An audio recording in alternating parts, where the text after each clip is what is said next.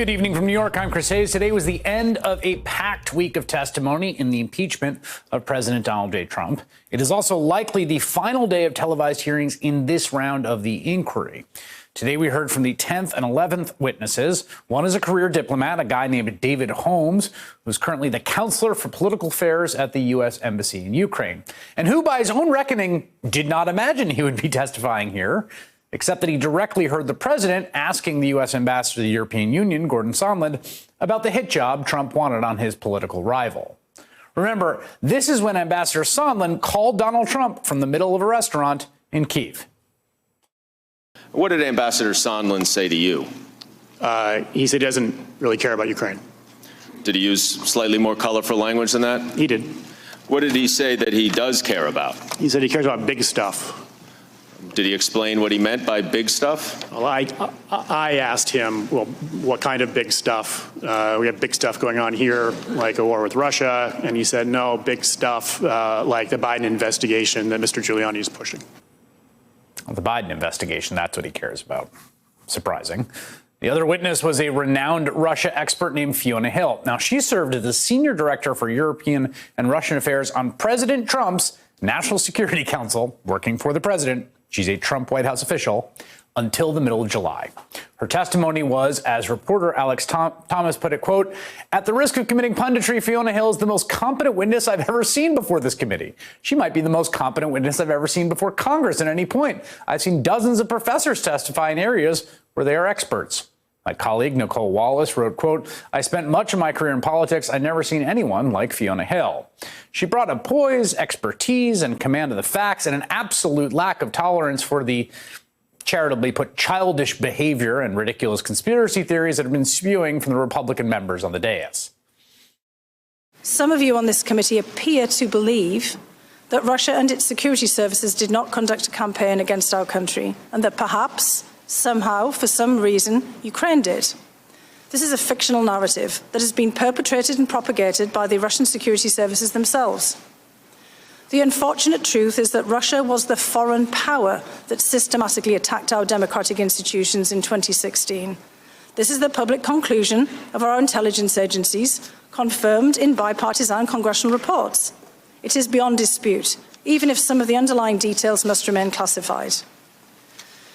The impact of the successful 2016 Russian campaign remains evident today. Our nation is being torn apart. Truth is questioned. Our highly professional and expert career foreign service is being undermined.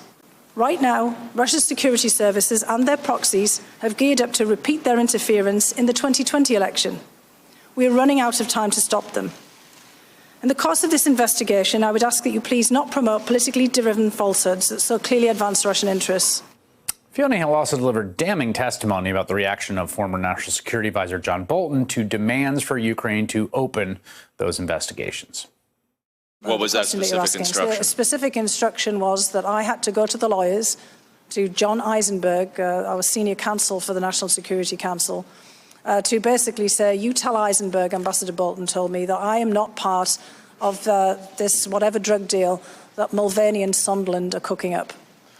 What did you understand him to mean by the drug deal that Mulvaney and Sondland were cooking up? I took it to mean investigations for a meeting. Did you go speak to the lawyers? I certainly did. Republicans on the Intelligence Committee tried to tango with Fiona Hill early on, but then at a certain point, they got tired of getting owned over and over and just flat out gave up asking her questions, trying unsuccessfully to just limit her chances to talk at all. Thank you for your service. Thanks for being here, and I yield back. Could I actually say something? Because we've had three. Doctor, I was going to ask you if you'd like to respond. There have been a number. Gentleman suspended. Dr. Hill, you may respond. No, I think that what Dr. Wenstrup said was very powerful about the importance of overcoming hatred and certainly partisan division. And it's unfortunate that Congressmen Turner and Ratcliffe have both left as well, because I think all of us who came here under a legal obligation also felt we had a moral obligation to do so. Fiona Hill's ultimate moment of the day came when, while being questioned by the Republican counsel, she just succinctly boiled down the entire scandal to a very easy to understand phrase. She started by explaining why she got so upset with one of the people running point on the president's extortion scheme, Ambassador Gordon Sondland. I was upset with him that he wasn't fully telling us about all of the meetings that he was having. And he said to me, but I'm briefing the president. I'm briefing Chief of Staff Mulvaney. I'm briefing Secretary Pompeo, and I've talked to Ambassador Bolton. Who else do I have to deal with? It struck me yesterday when you put up on the screen Ambassador Sondland's emails and who was on these emails, and he said, these are the people who need to know, that he was absolutely right, because he was being involved in a domestic political errand. And we were being involved in national security foreign policy, and those two things had just diverged. A domestic political errand.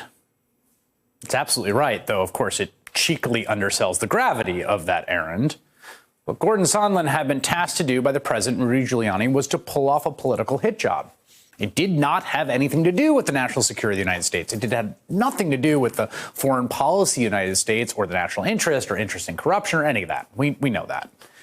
Sondland was just a bagman for the Trump campaign, but using the official powers of the presidency to carry it off. Fiona Hill's explanation distills all the drama that we've seen, the regular channel and the irregular channel, the fact that all these experts who come to testify are working on Ukraine policy, and they're all scratching their head thinking, what is going on? What is the roadblock? What's the holdup? Why is this happening?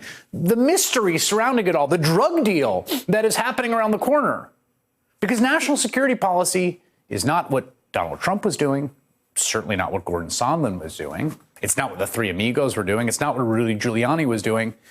No, they were not doing foreign policy, the lot of them. They were not protecting national security. They were not looking out for the national interest. They were not representing the people who elected the president to be president. All of us, that is, American citizens. What they were doing was carrying off a political hit job, an errand. They were Trump's version of Nixon's plumbers. This was their version of the Watergate break-in. Hey there, I'm Chris Hayes from MSNBC. Thanks for watching MSNBC on YouTube. If you want to keep up to date with the videos we're putting out, you can click subscribe just below me or click over on this list to see lots of other great videos.